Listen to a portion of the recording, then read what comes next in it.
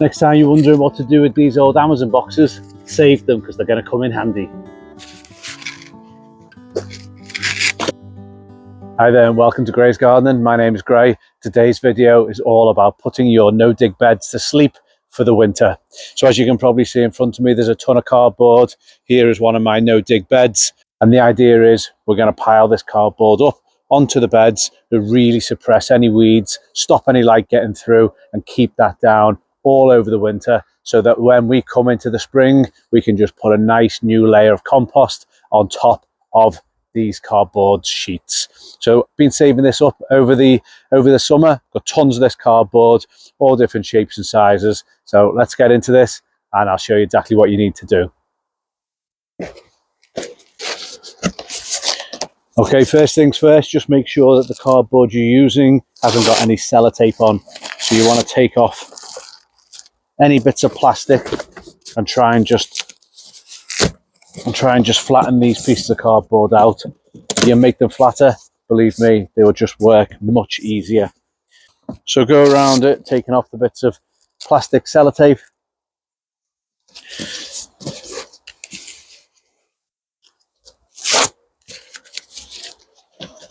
And then we'll be ready to start layering it up on top of the beds.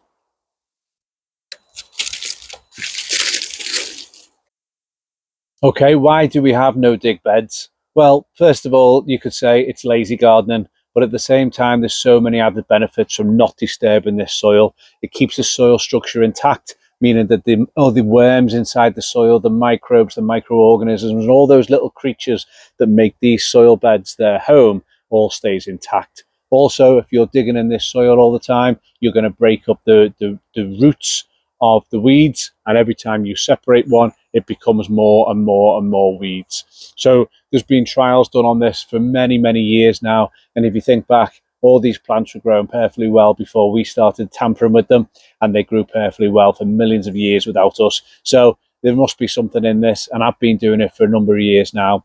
Basically, you just keep layering up, and then you plant into the new compost on top, but the roots of your new plants will still go through. And by using things like cardboard and paper, means that this will biodegrade really quickly, hit back into the soil, and actually put things like carbon and other material back into the soil as well.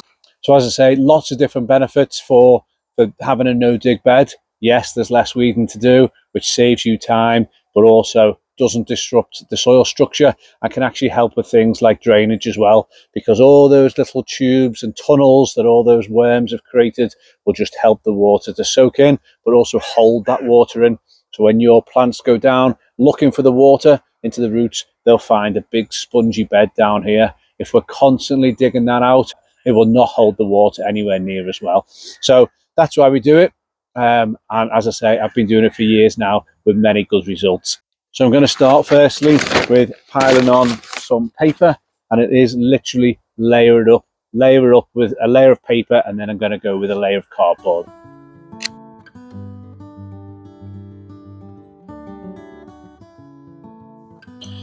Okay, here's layer one. As you can see, that's just thin paper or paper bags that have been used or being reused and repurposed into this first layer onto our raised bed. So the next one will be to put the cardboard on, and the full idea being we want to block out as much light as we possibly can to the weeds underneath, because if they can't see any light, they will not grow. So let's make it nice and thick, and then we'll cover it up to hold it all in place.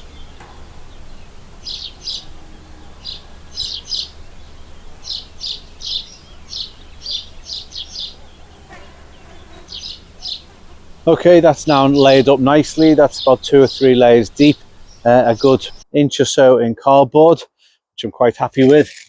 Now we just need to hold it in place. Here's an old chair. You can use whatever you want, just something to hold this down. There's going to be storms over the winter. This will all go very wet and mushy, so we just want to hold it all down. We've got to suppress those weeds at all costs. But if you haven't got an old chair, just use some stones, some bricks, just the aim is to hold this down and protect it. I've got 2 more beds to do. I'll just bring you around. Okay, I've got this one here. This one I've beetroot in. In fact, there's still a few little beetroots in there. Probably just need to harvest them off, pull them out and take them home, but they are only little ones. I've actually also got a raspberry cane that came out of nowhere, but there is new buds on this. You can see the buds just starting to form already. They're probably coming out a little bit early, but they'll go back to sleep again until next year. So I've got this one, and then I had my sweet corn, and then this gives it away. My pumpkin bed, not a bad pumpkin. I used all the other pumpkins for Halloween, but still got one left, so I might well be able to make some sweet potato and pumpkin soup, which is always nice. I can take them off now. They were just protecting this bed a little bit more. They were actually protecting the sweet corn from the the mice or the rats or the rabbits, whatever was getting in and eating my sweet corn, which did do the job, but they're not needed now. So I can take that off. But in the meantime, I think I'm just going to layer up with more cardboard. Luckily, still got plenty left. That should do the job. And then again, I'll just put the stones or old chairs or bricks, whatever I can find, on top of these. That'll be then the no-dig beds put to sleep for the winter.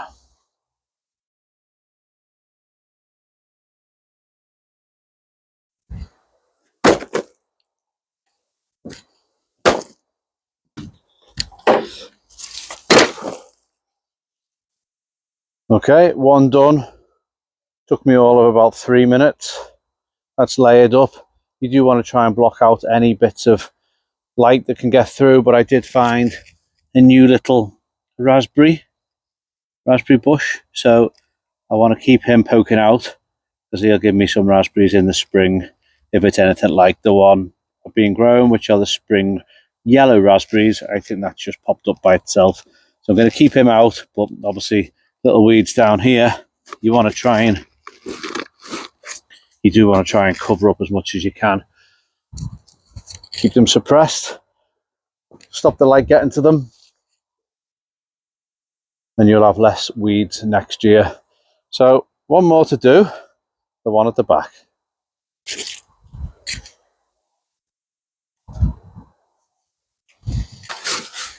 Next time you're wondering what to do with these old Amazon boxes, save them because they're going to come in handy.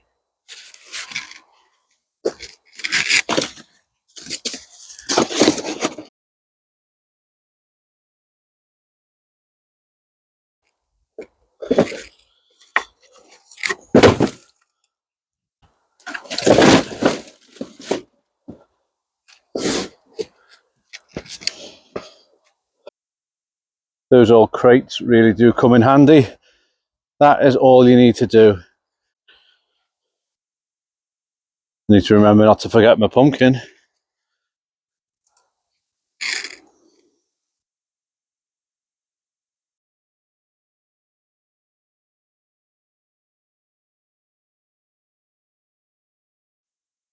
It's also that time of year that my banana trees are going to have to be chopped back, but that will be for another video. So if you want to see that one, if you enjoyed this kind of thing, please remember to like, comment and subscribe, because I'll be chopping back these bad boys in the next couple of weeks.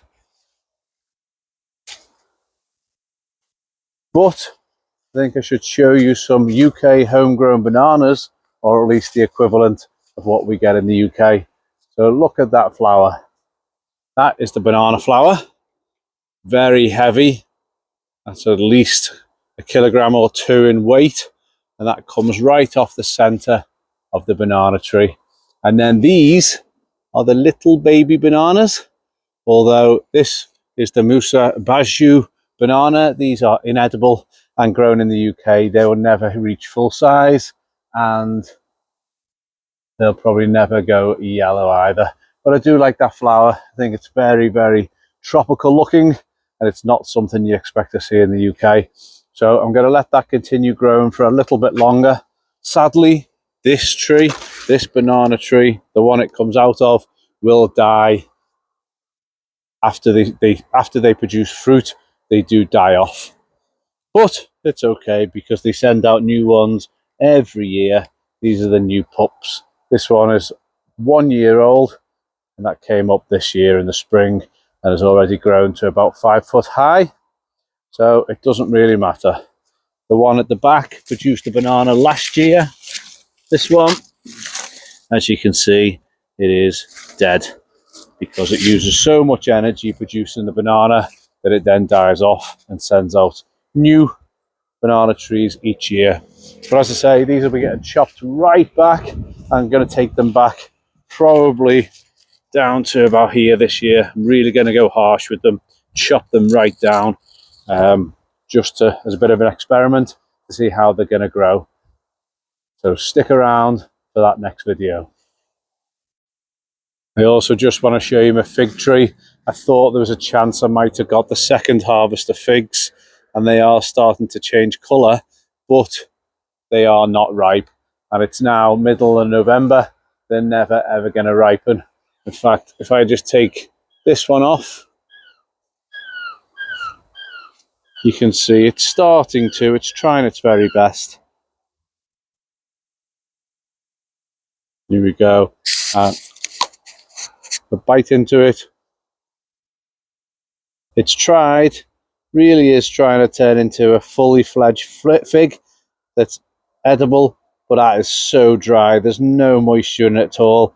And if we look back at the tree itself, it's in dormancy mode. It's not sending up any kind of moisture or water to these figs. So all they're going to do now is take up the energy from the tree, and we need to take them off. Look, some of them are all gone bad as well. So go around your fig tree and remove any excess figs, because these will not ripen. All they're going to do is take the energy away from your fig production next year. I might need to get my ladders out for some of these higher up ones, but as you can see, most of them are just falling off anyway, and they'd be great to just throw into your compost. So I'll get clearing some of those now. Finally, I'm just going to bring you into the greenhouse. Believe it or not, we are middle of November and I've still got some tomatoes. These are perfectly fine still to eat. However, there's many others that are not perfectly fine still to eat. And if I'm not careful, these will start spreading disease very quickly. So I need to clear them out. So I'm going to do a last harvest, I think next week, get rid of the final tomatoes that are still edible. Some over here, you can see they're all just really starting to die off now. That's with the cold nights. The plants themselves have died as well, so it won't produce much more. But this one, for some reason, thinks it's spring, and it thinks it's quite funny to send out some new flowers, which will not ever become tomatoes. But have you ever had a tomato plant that you've managed to save and overwinter? Look, more flowers. Have you ever managed to get a tomato plant to go right the way through the winter and then produce more tomatoes again next year? Please let me know in the comments. Even this one's still got some green ones. Will they ripen? Probably not. But I'm going to leave them on for another week or so, because these tomatoes are still perfectly fine. Let's give one a try. Oh, very sweet. Do they go sweeter the older they are? Don't know. That's lovely. I'm not quite sure what to do with my medlars. They're not meant to ripen until the first frost. They've still got the bags on because the birds ate them all last year when they ripened. So I'm going to keep them in there. And then after the first frost, I'm hoping they go soft and then we can try them. But I've never tried the medlar before, so I don't know what to expect. Again, if you've grown the medlar, please let me know. Are they even tasty? Are they a nice fruit? They don't particularly look very appetizing, but let's see what happens after the first frost. Apparently it's meant to go cold in the UK in the next couple of weeks, so that might be the time we get to try the good old medlar, or should I call it the dog's bottom. Right, everyone, hope you've enjoyed this video of putting your no-dig beds to sleep for the winter. It is a quick job and it will save you hours and hours, if not days and days worth of weeding. So give it a go. but put them to sleep now. This will put the weeds to bed as well and save you plenty more time next spring and summer. So thanks for watching, everyone. If you haven't yet subscribed, please do. Leave me some comments as well. Really love the interaction, and hope you all do very well. Take care, everyone. See you next time. Bye now.